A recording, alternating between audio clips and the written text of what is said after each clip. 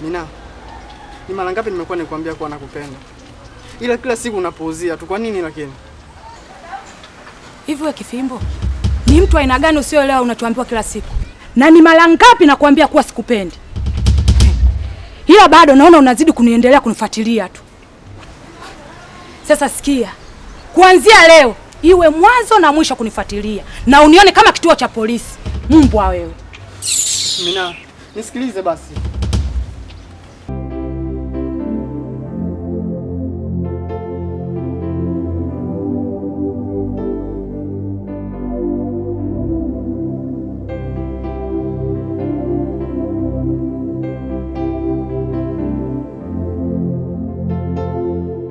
Nikwambie kitu tu. Niambie Kifimbo. Bila shaka unamfahamu Mina. Ndio namfahamu, si yule mdogo wake Gabo? Ndio yule. Anakuaje? Kiukweli binti nampenda sana. Ila kila ninapojaribu kumaliza hisia zangu anakuwa mkali. Na sijui kwa nini yani. Mimi naamini kama unampenda endelea kumpenda na mimi nitakuonyesha mapenzi ya kweli na yeye atakupenda. Hivyo vyote nimejaribu Datu.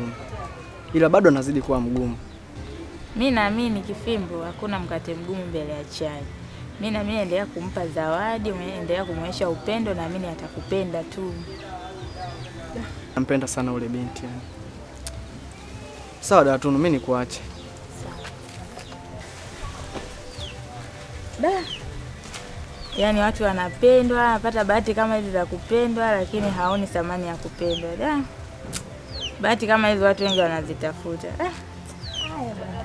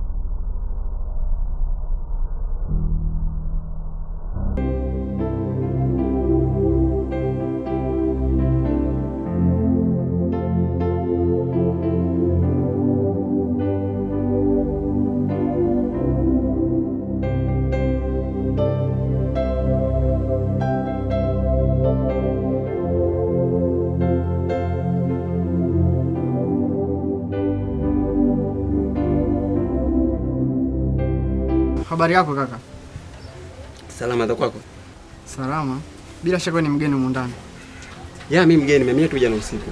Okay, karibu. Mimi naitwa Kifimbo, sijui mwenzangu naitwa nani? Mimi naitwa Adamu.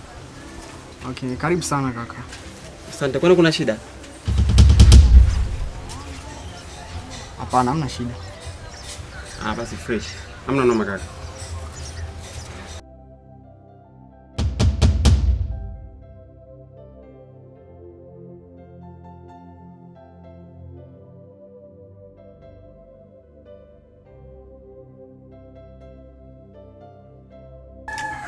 Mbona saizi hapa?